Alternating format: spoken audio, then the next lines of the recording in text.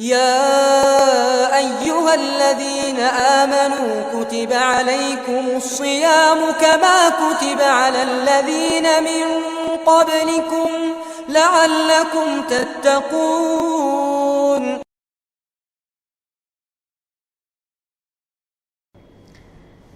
اعوذ باللہ من الشیطان الرجیم. بسم اللہ الرحمن الرحیم. رب اشرح لی صدری ویسر لی امری واحلل عقدۃ من لسانی یفقہوا قولی. اللہم صلی علی محمد و آل محمد وعجل فرجہم. ناظرین، میں قسیم فاطمہ زیدی ایک مرتبہ پھر آپ کے سامنے شرح دعا یہ ماہ مبارک رمضان کے ساتھ حاضر ہوں. انشاءاللہ اس دعا کے ساتھ پروردگار ہم سب کی طاعت اور عبادات کو اس ماہ مبارک کے رمضان میں، جو بہار کا مہینہ ہے، مہمانی خدا کا مہینہ ہے، انشاءاللہ مورد قبول ہوا ہوں ہمارا ہر عمل پروردگار کی بارگاہ میں.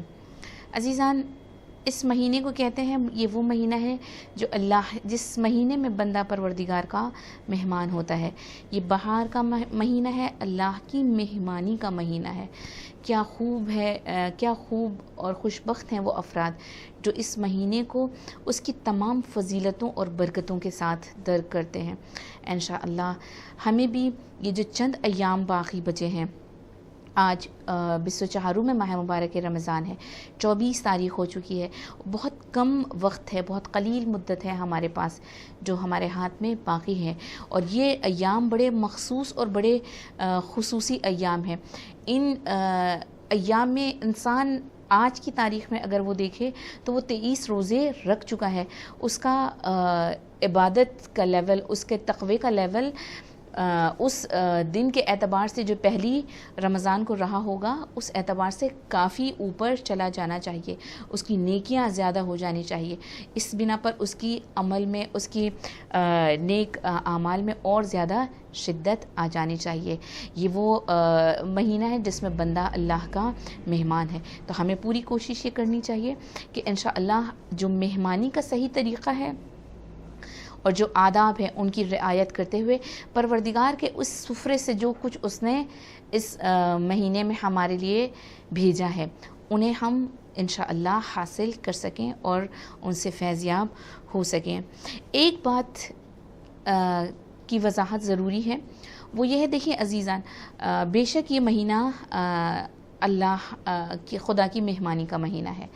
اس میں بندہ اللہ کا مہمان ہوتا ہے. یہاں پر ایک چیز کے بارے میں ذکر کرنا چاہوں گی. کیا ہر انسان، ہر بندہ اللہ کا مہمان ہوتا ہے یا کچھ چنے ہوئے بندے اللہ کے مہمان ہوتے ہیں؟ ایک چیز کی طرف توجہ دلانا چاہوں گی. دیکھیے عزیزان، دعوت ملنا اور ہوتی ہے اور دعوت میں شرکت کرنا اور ہوتی ہے. کہ بعض وقت ہوتی ہے کہ دعوت نامہ تو آیا ہے، دعوت دی گئی، خدا اپنے سارے بندوں کو دعوت دے رہا ہے اس ماہ مبارک کے رمضان کے لیے کہ آ جاؤ میرے دسترخوان پر، میرے سفرے رحمت پر، میرے سفرے کرم پر. لیکن اب یہاں پر دیکھنا یہ ہے کہ مہمان کسے کہتے ہیں. مہمان اسے نہیں کہتے ہیں کہ جسے دعوت دی گئی ہو. مہمان اسے کہتے ہیں جس نے دعوت کو قبول کیا ہو اور دعوت میں شرکت کی ہو. کیونکہ بلاوا بعض وقت ممکن ہے بلاوے بہت سارے لوگوں کو دیے جائیں لیکن اس مہمانی میں انہوں نے شرکت نہ کی ہو. اللہ کا بلاوا اسی طرح سے ہر بندے کے لیے ہے، لیکن دیکھنا یہاں پر یہ ہے کہ شرکت کس نے کی ہے، مہمانی کو، اس کی دعوت کو قبول کس نے کیا ہے. قبول کر کے اللہ کا مہمان کون ہوا؟ جس نے دعوت کو قبول کیا ہوگا، جس نے دعوت میں شرکت کی ہوگی، اسی کو ہم کہہ سکتے ہیں کہ یہ خدا کا مہمان ہے. اور ورنہ کہ اگر دعوت ملی تو ہے لیکن آپ نے دعوت میں شرکت نہیں کی، دعوت کو قبول نہیں کیا، تو پھر ہم اسے اللہ کا مہمان نہیں کہیں گے. تو اس کا مطلب اگر یہ کہا جائے کہ جتنے ہیں وہ سب مہمان ہیں اللہ کے، یہ بات صحیح نہیں ہے، غلط ہے. مہمان وہ ہوگا جس نے خدا کے اس مہینے پر، خدا کی اس مہمانی پر لبیک کہی ہوگی اور اپنے آپ کو، اپنے عمل کو، اپنے کردار کو ایسا بنایا ہوگا جو خدا کی مہمانی کے اعتبار سے شائستہ ہو. یعنی اس مہینے میں نتیجہ کیا ہوا؟ اس مہینے میں مہمان اللہ کا وہی ہوگا، اسی کو ہم کہہ سکتے ہیں کہ وہ خدا کا مہمان ہے جس نے اللہ کی دعوت پر، اس کی دعوت پر لبیک کہی اور اس کی دعوت میں شریک ہوا اور شامل ہوا اور اس کے سفرہ رحمت اور برکت اور فیض پر بیٹھا، اور جہاں تک اس سے ممکن ہوا اس نے آداب مہمانی کو انجام دیا۔ عزیزان، مہمان کئی قسم کے ہوتے ہیں۔ کچھ مہمان بہت ہی، جب انسان کسی کے گھر مہمانی پر جاتا ہے تو کچھ آداب ہوتے ہیں، کچھ طور طریقے ہوتے ہیں، اٹھنے بیٹھنے کے طریقے ہوتے ہیں، سلیقے ہوتے ہیں۔ وہاں پر آپ جائیے تو آپ کا بیہیویئر کیسا ہو، آپ کا دوسرے اور بھی جو افراد وہاں پر آئے ہوں ان سے آپ کا رابطہ کیسا ہو، ان کے ساتھ آپ کا سلوک کیسا ہونا چاہیے، یہ ساری چیزیں اہمیت رکھتی ہیں۔ تو انسان جب مہمانی پر جاتا ہے تو وہ رعایت کرتا ہے، کیوں کہ وہ دوسروں کی رعایت کرتے ہیں، مہمانی میں آئے ہوئے دوسرے افراد کی بھی، کیونکہ ان کی اگر اس نے عزت نہیں کی تو ممکن ہے میزبان بھی شاکی ہو جائے اور ناراض ہو جائے۔ تو جو آداب ہیں صحیح، بعض وقت ہمیں کوشش یہ کرنی ہے کہ ہم بے توجہی میں ان آداب کی رعایت نہیں کرتے۔ ہمیں لگتا ہے کہ ماہ مبارک رمضان آیا، بس ہمیں روزہ رکھنا ہے، صبح سے لے کر کے مغرب تک کھانا پینا نہیں ہے، اپنے آپ کو محرمات سے صرف ان مبتلات روزہ سے بچا کر رکھنا ہے۔ اگر اس طریقے سے کیا ٹھیک ہے کہ یعنی آپ نے ظاہر روزے کو بچا لیا، لیکن جو اس کا اصل فیض ہے اس چیز سے ہم نے اپنے آپ کو محروم رکھا۔ جب انسان کہیں مہمانی پر جاتا ہے تو ظاہر سی بات ہے وہاں دسترخوان پر بھی بیٹھتا ہے، وہاں پر اس کے لیے سفرے کا انتظام ہوتا ہے۔ یہاں پر بعض افراد کبھی کبھی مذاق میں اس بات کو کہتے ہیں، درحالی کہ وہ اس چیز کے لیے اگر سنجیدگی سے اس بات کو سوچتے نہیں ہیں، درک نہیں کرتے ہیں عزیزان، کہتے ہیں یہ کیسی مہمانی ہے کہ جس میں بندے کو اللہ بھوک اور پیاس دیتا ہے۔ یہ بالکل غلط ہے۔ یہ دسترخوان اللہ نے جو ہمارے لیے سفرہ بچھایا ہے وہ مادی دسترخوان کی نعمتیں نہیں ہیں اس میں۔ علامہ جوادی عاملی کہتے ہیں کہ یہ وہ مہینہ ہے جس میں بے شک خدا کی ضیافت کا مہینہ ہے، اس میں خدا مہمانی کرتا ہے، میزبانی کرتا ہے، ہماری پذیرائی کرتا ہے، لیکن نہ مادی سفرے کے ذریعے۔ اس میں جو اس نے جو ضیافت کا انتظام کیا ہے، جو اس نے ہمارے لیے غذا، طعام اور جن کھانوں کا انتظام کیا ہے وہ عزیزان کچھ اور، وہ کوئی اور چیز نہیں، وہ ہے معارف قرآن، معارف قرآنی ہے۔ قرآن کا مفہوم، قرآن کی جو معرفت ہے وہ اللہ ہمیں اس بہار کے مہینے میں اپنی میزبانی میں جو بندوں کو اس نے مہمان بلایا ہے، دسترخوان میں معارف قرآن وہ ہمیں غذا کے طور پر دینا چاہتا ہے۔ اور جیسا کہ ہم چاہتے ہیں قرآن اور اہل بیت آپس میں جدا نہیں ہیں، تو نتیجہ کیا ہو، یعنی وہ ہمیں معارف ثقلین ہمیں دینا چاہتا ہے، اور بندہ ان سب چیزوں کے فکر میں پڑا ہوا ہے کہ وہ اسے مادی دسترخوان پر اس کے پاس کون کون سی نعمتیں ہیں یا نہیں۔ اسے کوشش یہ کرنا ہے کہ اللہ کی مہمانی میں شریک، دعوت قبول کر کے لبیک کر کے اس مہمانی میں شریک ہو، اور اس کے بعد اس سفرے پر بیٹھے اور اس سفرے سے فیض یاب ہو، اس دسترخوان سے جتنا معارف ثقلین، معارف قرآن، معارف اہل بیت لے سکتا ہو وہ اسے حاصل کرے انشاءاللہ۔ خدایا آج کے دن کی جو دعا ہے، جو بندہ آج کے دن اپنے رب سے جو دعا مانگ رہا ہے اس دعا میں وہ کیا طلب کر رہا ہے، اس بات کو، کیونکہ یہ مہمانی خدا کا مہینہ ہے، اس بات کو حاضر ناظر جانتے ہوئے آئیے دیکھیں دعا میں اللہ سے بندے نے کیا طلب کیا ہے، کیا چیز کو مانگا ہے۔ اعوذ باللہ من الشیطان الرجیم، بسم اللہ الرحمن الرحیم۔ اللہم انی اسألک فیہ ما یرضیک واعوذ بک مما یؤذیک واسألک التوفیق فیہ لأن اطیعک ولا آصیک یا جواد السائلین۔ اللہم صلی علی محمد وآل محمد وعجل فرجہم۔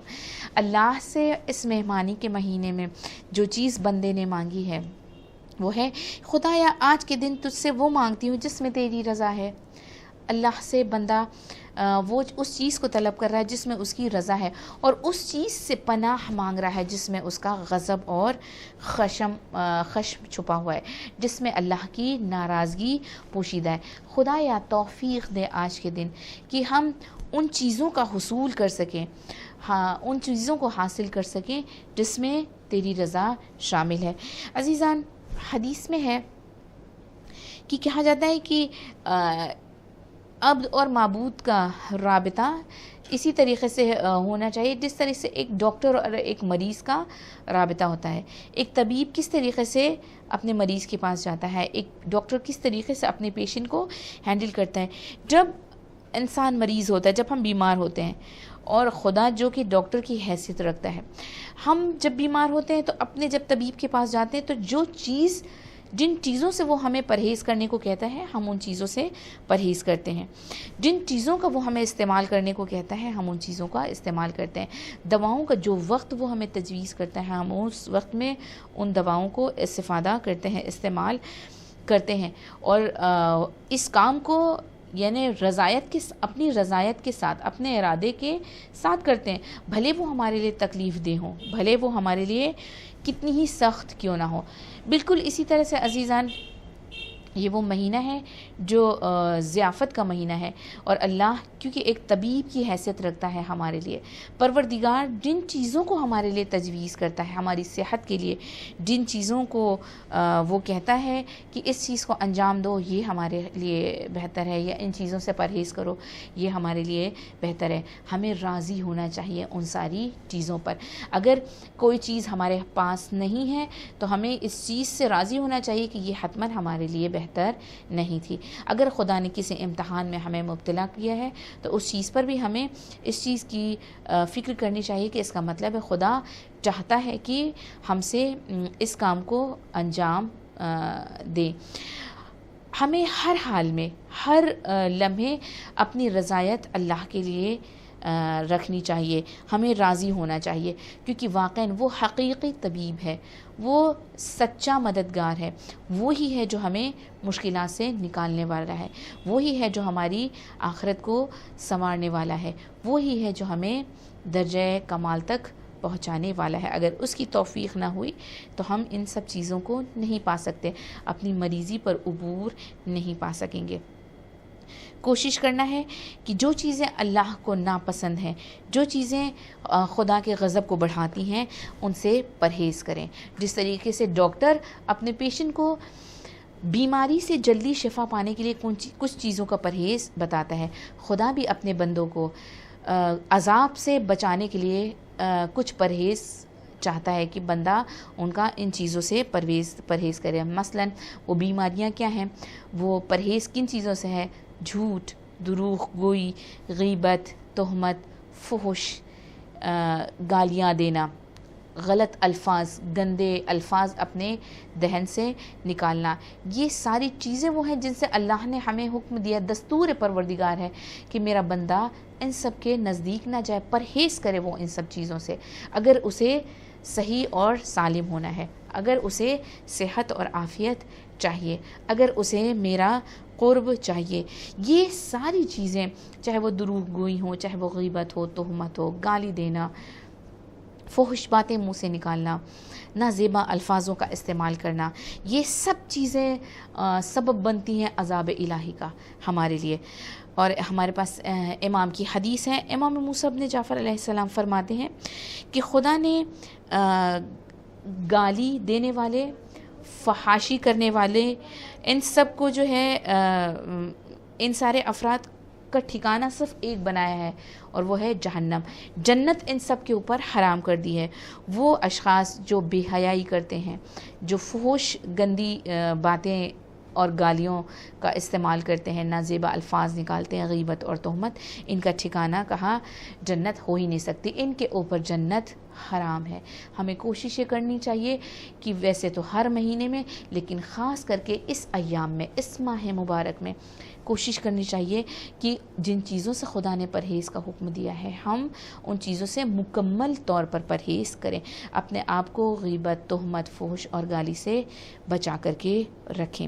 کیونکہ کہا جاتا ہے عزیزان، انسان زخم تلوار آسانی سے جسم پر وارد ہوئے زخم بھر جاتے ہیں، لیکن زخم زبان آسانی سے نہیں بھرتا ہے.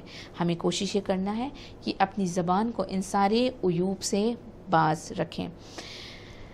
اس کے بعد جو دعا کر رہا ہے بندہ اپنے رب سے، خدایا اس ماہ میں ہمیں توفیق دے کہ میں تیری اطاعت کر سکوں. عزیزان واقعاً سوچنے کی بات ہے، خود خدا کی اطاعت کے لیے بھی ہمیں اس سے توفیق کی طلب کرنی ہے۔